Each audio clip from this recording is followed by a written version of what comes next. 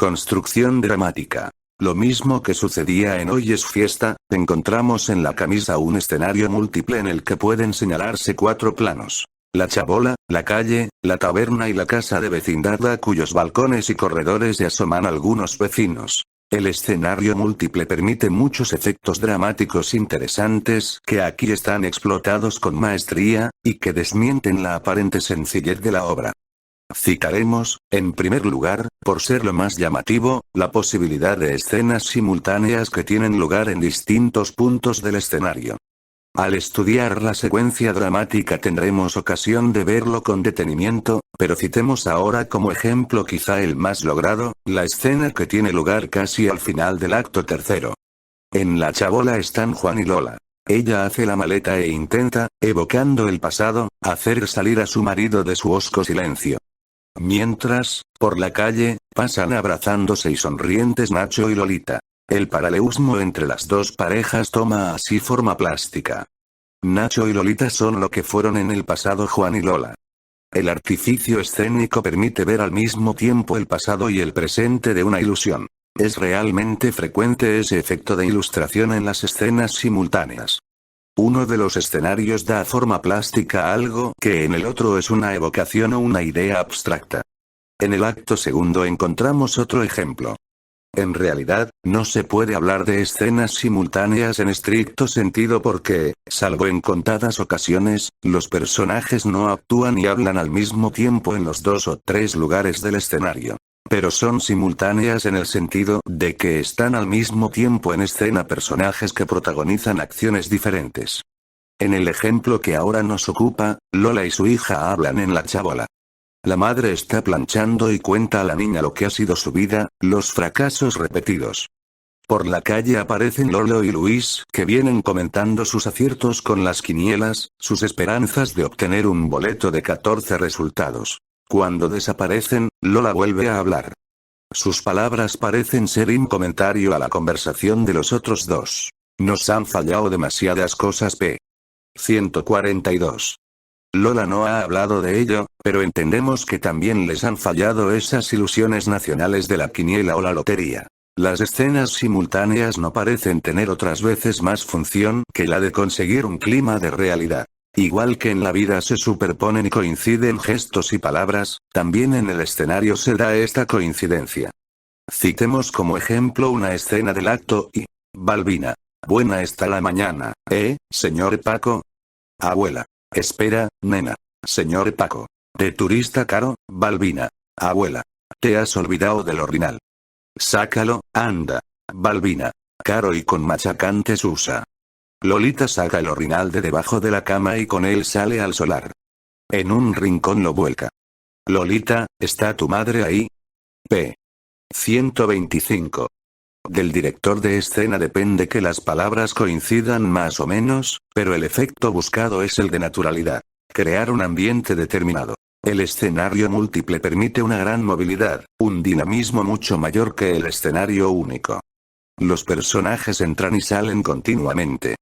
Hay muy pocos diálogos largos y es muy frecuente que una conversación entre dos personajes se interrumpa por la acción que tiene lugar en otro punto del escenario. Hemos citado ya el ejemplo del diálogo de Lola y su hija, interrumpido por la conversación en la calle de Lolo y Luis. Algunos son más difíciles de resolver y plantean problemas al director de escena. Por ejemplo los dos diálogos, Imo en el acto I, PPL 23 y SS. Y otro en el tercero, PPL 64 y SS. Entre Juan y la abuela. En ambos, los dos tienen que permanecer largos ratos en silencio mientras tienen lugar otras acciones y diálogos en la calle o la taberna. En el acto I, el diálogo y la acción de la abuela y Juan coincide con los diálogos sucesivos, en la calle, del señor Paco con el tío Maravillas, Lolita, Balbina y de nuevo Lolita. En algunos momentos, las acciones son simultáneas. En la chabola, la abuela ha sacado de la cómoda un cuello duro y trata de colocárselo a Juan. Abuela. Irás con aspecto de señor y te harán más caso. Tío Maravillas. Despidiéndose. Hasta más ver, señor Paco. Abuela. Enderézate un poco. Tío Maravillas. Iniciando la salida.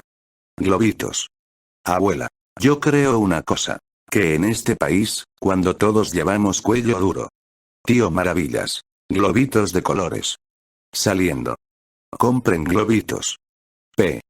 125. Pero a lo largo de la escena faltan indicaciones de los movimientos de la abuela y Juan mientras actúan los otros personajes. Lo mismo sucede en el acto tercero, donde la conversación entre los dos es interrumpida por los diálogos entre Nacho, Agustinillo y Lolita. Hemos visto que los efectos conseguidos por las escenas simultáneas son distintos.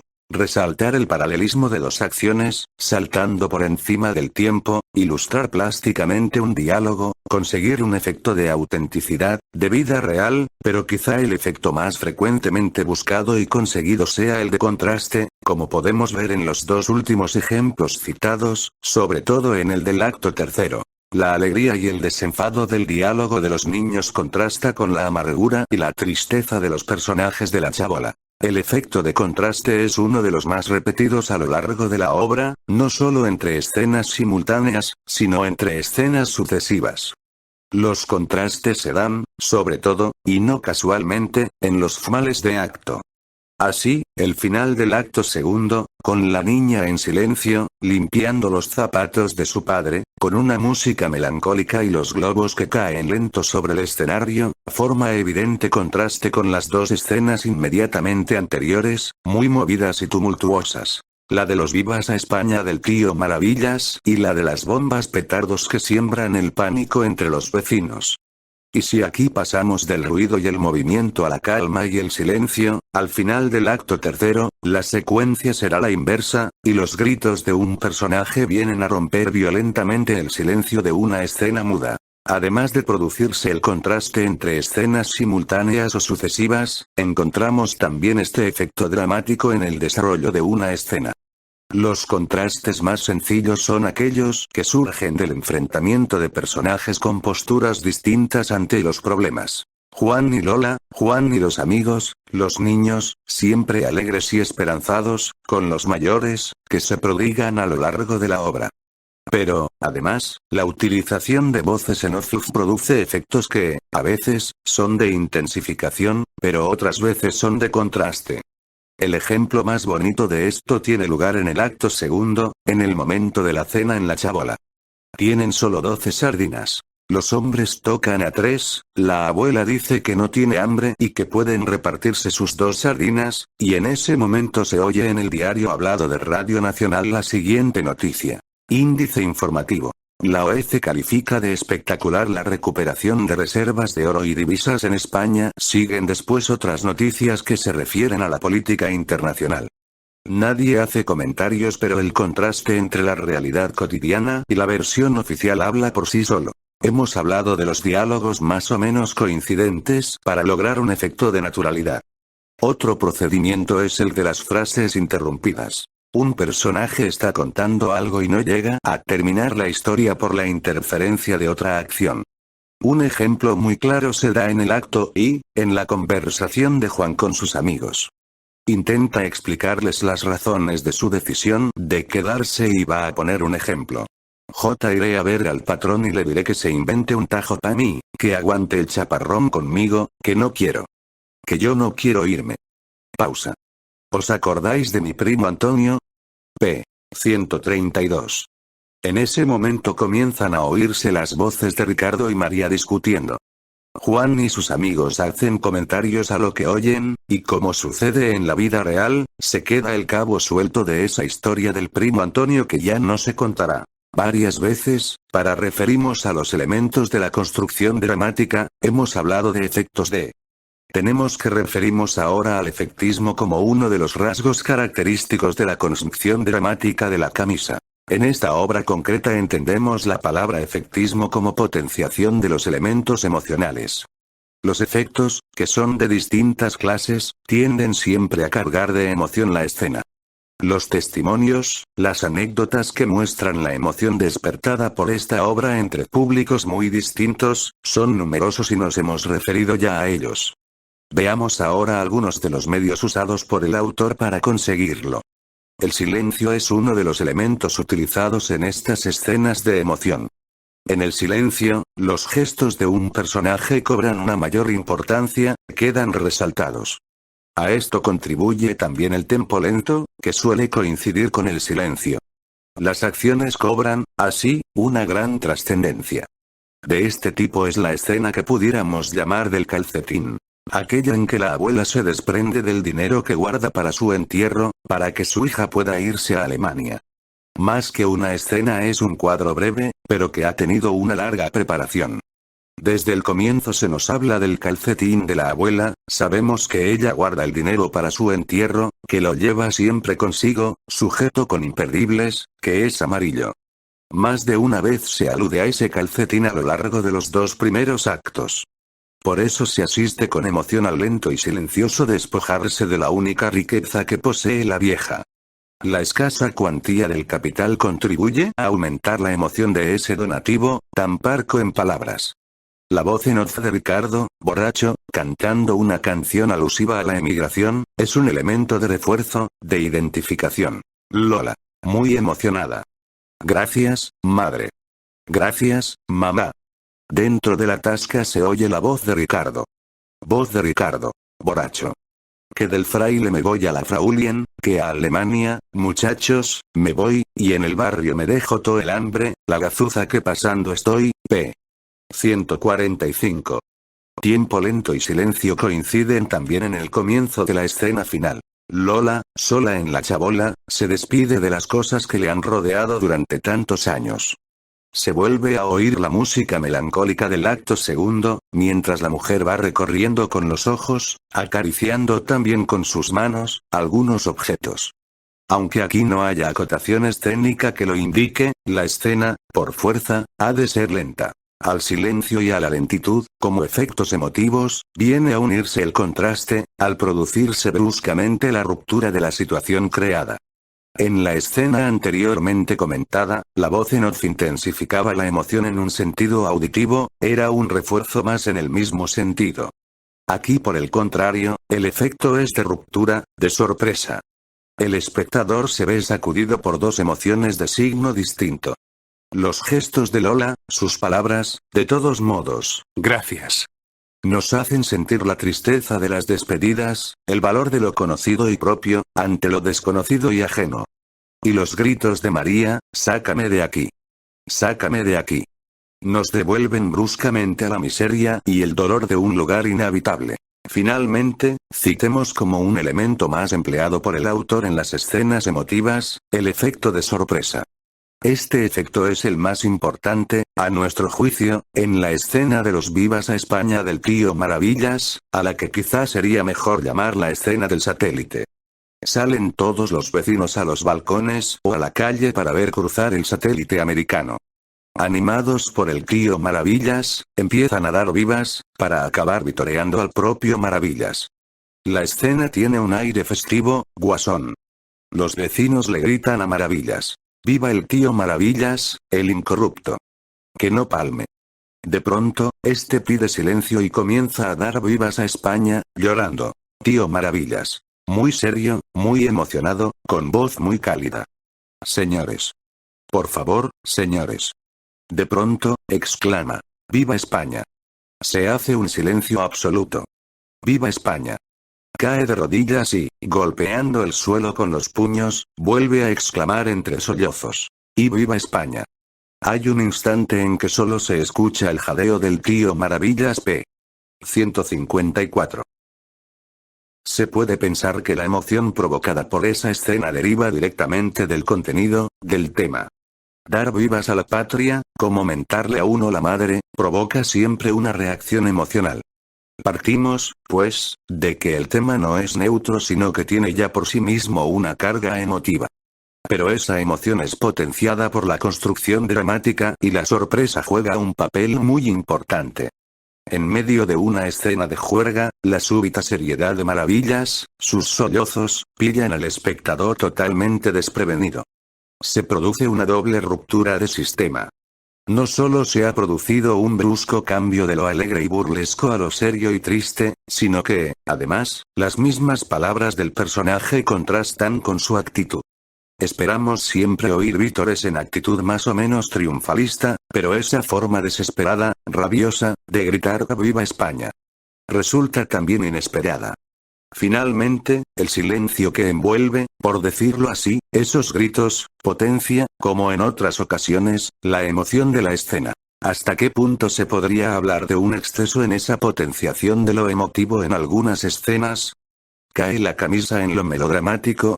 Es difícil decirlo, porque es una cuestión de apreciación y no hay límites fijos.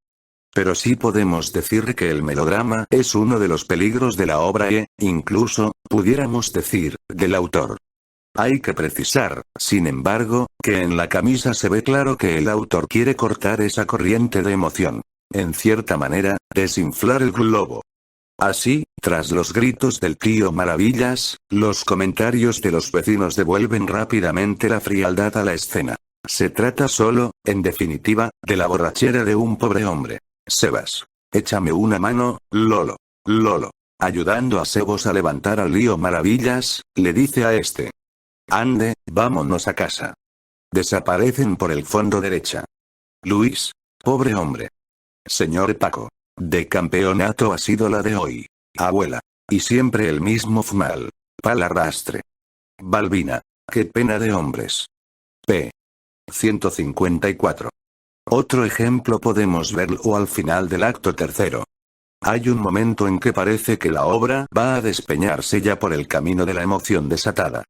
Juan y Lola, junto a la maleta cerrada, se miran, ella le acaricia un brazo, antes le hemos visto salir de la cama, y en ese momento la abuela aparece y con voz emocionada dice, benditos seáis, hijos.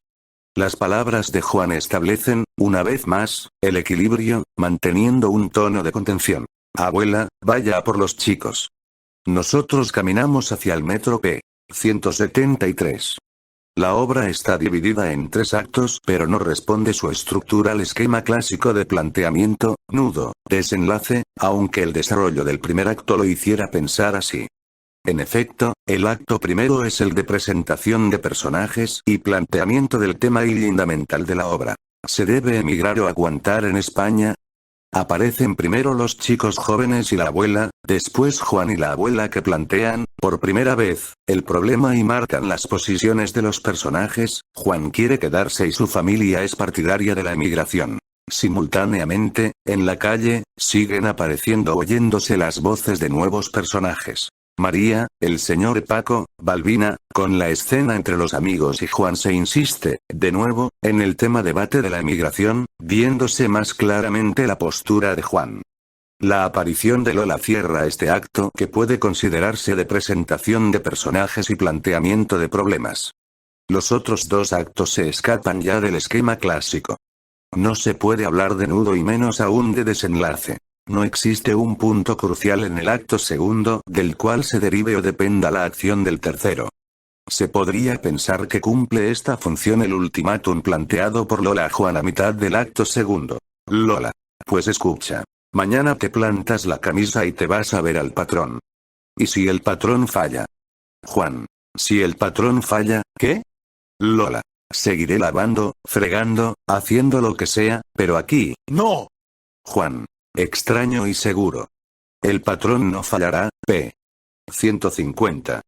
Si esto fuera el nudo, la obra, estructuralmente, estaría muy mal construida. Ese ultimátum es falso. La decisión de Lola es anterior a él. Sabe, incluso, cuál va a ser su trabajo, criada en casa de un español que lleva años casado en Alemania, p. 143, y el momento decisivo es cuando acepta el dinero que la abuela guardaba para su entierro. Están presentes las 3 mujeres de la familia y solo el padre permanece ignorante de esa decisión. Si quisiéramos trasladar el nudo a esa escena anterior, tampoco resolveríamos nada, porque el ultimátum y la expectativa que de él se deriva viene a desvirtuarlo. La estructura de la obra hay que buscarla por otro camino. La estructura hay que analizarla partiendo de las relaciones que se establecen entre los personajes y del aumento creciente de tensión en estas relaciones. Distinguimos 4 tipos de relación distintos. Juan, Lola, y los niños, Lolilla y Nacho. Ricardo y María. El grupo de amigos, Juan, Sebas, Luis y Lolo. La relación entre los grupos, y entre los personajes que los constituyen, no es estática sino que se mueve en un doble sentido. Aumento creciente de la tensión, y tendencia a la disgregación. En efecto, en el primer grupo, Juan y su familia, asistimos al progresivo deterioro de sus relaciones. Su mujer primero, la abuela, los mismos niños después, se ponen en contra de él y actúan a sus espaldas. A él, por su parte, le fallan sus intentos de encontrar trabajo. La relación entre los esposos es cada vez más difícil y culmina en la separación. En la pareja joven asistimos a un proceso semejante. De la despreocupación de las primeras escenas a la creciente tensión. Nacho se entera del intento del señor Paco y llega a proferir amenazas de muerte, comienzan a hacer planes serios para el futuro, hay una aceptación implícita por parte de Lola de este noviazgo cuando se despide de ella, gracias, hijo, le dice P. 170. La escena simultánea en que se ve a Lola y Juan en la chabola y a la pareja joven paseando enamorados por la calle, tiene un doble sentido y es, en definitiva, un símbolo del deterioro de las relaciones humanas. Deterioro provocado por el medio, desde luego, pero deterioro, al fin. Las relaciones de la tercera pareja, Ricardo y María, sufren el doble proceso de creciente tensión y deterioro. Riñas, peleas, aborto como consecuencia de una paliza, ella estaba muy ilusiona, dice la señora Balbina, para culminar en los gritos desgarradores, clamando por abandonar ese ambiente. Finalmente, los amigos se disgregan también. Lolo, con el dinero de su quiniela abandona ese mundo de hambre, y Sebas, por el camino de la emigración, lo abandona también. Otras relaciones que se dan en la obra, como son las de la familia de Juan y el tabernero, sufren el mismo proceso de tensión creciente que las que hemos visto, hasta culminar en el enfrentamiento físico, p. 164. En la obra no hay desenlace, ni distensión. El movimiento de tensión dramática es creciente del primer al tercer acto y termina en el punto máximo, clímax, en 2 de las 4 relaciones que hemos examinado. La marcha de Lola, con toda su carga de incógnita, y el imposible intento de huida de María. Algunos aspectos del lenguaje. La comicidad es imposible, dentro de los límites de este estudio, un análisis detenido del lenguaje de la camisa, que requeriría, por su complejidad, una mayor extensión.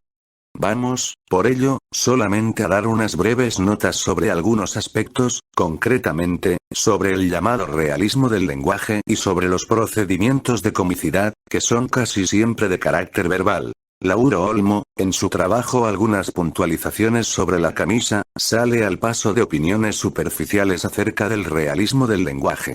No consiste esto, dice, en que los personajes hablen como en la calle, que su lenguaje sea el de la vida cotidiana. Para Olmo se trata, sobre todo, de un proceso de síntesis, de concentración y selección. Pero hacer hablar a un personaje teatral y darle, por representatividad, más carga vital que al individuo de la vida normal, requiere, sobre todo, un gran poder de síntesis. Podríamos decir que las palabras del trato diario se van amontonando de una manera informe, sin perfil, quedando a la espera de ese proceso de selección o juego inventivo que ha de realizar el autor creador. El autor realista. En opinión de J. Monleón, el lenguaje de la camisa y, en general, de todos los personajes populares de Lauro Olmo debe ser examinado desde una perspectiva poética, como creación del dramaturgo, referido artística y no documentalmente a personajes y conflictos de la sociedad española actual. Quizá una buena manera de demostrar la artificiosidad de este lenguaje sea mostrar aquellos momentos en que ésta salta a la vista. No se trata de señalar defectos. Sería absurdo. A lo largo de toda la obra, el espectador tiene la impresión de estar oyendo el idioma del Bajo Madrid esmaltado por palabras gruesas que no surgen por afán de asombrar al burgués, sino de modo absolutamente natural, citando palabras del crítico Adolfo Prego. Pero la impresión de naturalidad es engañosa. Como dice el autor, las gentes del Bajo Madrid no hablan así, ni juran, ni taquean tan oportunamente. Es cierto que esas gentes eliminan la D de los participios verbales, tirao, pensao, de los sustantivos en, ado, recaos, así como la, de final de palabra, mita, o utilizan formas reducidas de preposiciones o adverbios. Pa por para, to por todo, etc. Pero, partiendo de esa base real, el autor ha sometido el lenguaje a un proceso de reconstrucción creadora, potenciando al máximo sus recursos expresivos. Esta reconstrucción, esta invención, se advierte, sobre todo, en los momentos en que al autor se le va la mano, carga demasiado las tintas y nuestra conciencia lingüística nos advierte que aquella frase, aquella construcción no es popular, es decir, no la diría nunca, espontáneamente, una persona iletrada. Pero tan inventada es esa frase como las demás. No sigamos teorizando y veamos algunos de esos momentos en que el artificio en la construcción del lenguaje es más patente. El fallo, llamémosle así, procede alguna vez de la construcción sintáctica utilizada, que no es propia del habla popular. Hay que decir que esto es infrecuente y que solo se ve con claridad en un caso, en la frase siguiente pronunciada por Sebas. Si el jornal en Marcos lo traduces en rubias y tiras estás en un bautizo, escalabras a todos los chaveas del barrio. P. 130. La forma más sencilla es. Lo traduces en rubias y las tiras en un bautizo. La repetición del antecedente mediante el pronombre, y tiras estas, sería más propia de una frase culta. Más frecuente es que la sensación de inoportunidad de una frase no se deba a su inadecuación sintáctica, sino léxica. La frase suena literaria. No nos referiremos al lenguaje del tío Maravillas, por ser un caso particular del que hablaremos en otro momento, sino a frases sueltas de otros personajes. Por ejemplo, dice Lola. Y estoy harta. Harta de sufrir, harta de amar, harta de vivir provisionalmente. P. 141. La frase harta de amar es literaria. En castellano, a todos los niveles, el verbo empleado es querer, en el lenguaje hablado. A veces, en el lenguaje de estas gentes, parece oírse el eco de los seriales radiofónicos. Son frases retóricas, novelescas, aunque la fonética sea popular. Lola. Mira esa camisa. Contémplala. Es la historia de tu casa, PL 41. Sebas. Y esto, yendo por lo hondo, no me gusta, y menos la mira de resignación que, a veces, le enturbia los ojos a la maruja, p. 133. La dificultad de pronunciación hace dudar de que una frase tenga el empleo popular que le da el autor. Así, cuando el Lolo grita, inmortalicémosle. No vale la pena insistir más en este punto. Como decíamos antes, no se trata de señalar defectos, sino, al contrario, de resaltar el acierto del autor en la reconstrucción artística del habla de un determinado grupo social. La comicidad de la camisa merecería por sí misma un capítulo. Si la incluimos aquí, además de las razones de espacio, se debe a que la gracia de la obra es preferentemente de carácter verbal. Aparte de algún pequeño episodio, como el de Nacho dándole un cabezazo en la barriga al señor Paco, la comicidad de las escenas se basa en lo que dicen los personajes. Son muy abundantes los chistes basados en el doble sentido de una palabra o de una frase. Muchos de ellos referidos al vino, a la borrachera. Índice de la importancia que tiene la taberna en la vida de estas gentes. Vemos uno, sobre el doble sentido de la palabra merluza, pescado en sentido real y borrachera en sentido figurado. Señor Paco. Dichosos los ojos, maravillas. 3 días sin verte. Pero, ¿tanto te dura ahora la merluza? Tío Maravillas. Hay que estirarla, amigo. ¿Sabe a cómo está hoy el kilo? A 110 pesetitas, imagínese. Señor Paco. Por eso tú las prefieres de a 7 el litro, ¿eh? P. 124. Otro ejemplo muy similar. Sale de la taberna Ricardo. Como siempre, borracho. Dice otro personaje. Oye, ¿no hueles a pescado? P. 135. El mismo procedimiento encontramos en la escena en que los chicos levantan las faldas a la mujer. Ella, en su comentario al señor Paco, se refiere a un orden de cosas, la desvergüenza de los muchachos. Él contesta refiriéndose a algo mucho más concreto. Mujer. Al señor Paco. ¿Pero usted se ha fijado? Señor Paco. Sin querer, señorita. Involuntariamente. Y permítame decirle, con todo respeto, que no lo lamento, p. 121. Un ejemplo más de paso del sentido figurado al sentido real. Sebas. ¿Está usted mala, abuela? Abuela. Desde la cama, estoy que no me encuentro. Sebas. ¿Ha mirado usted debajo la cama? P. 151. A veces este procedimiento se combina con otros, como en el ejemplo siguiente. María. Que lo degüello o me cuelgo, jurao. Balbina. Jurao. Jurao. Aquí, como en las salesas. To Dios jura. PL 29. El doble sentido en que se toma la palabra jurar permite establecer esa identidad de evidente efecto cómico.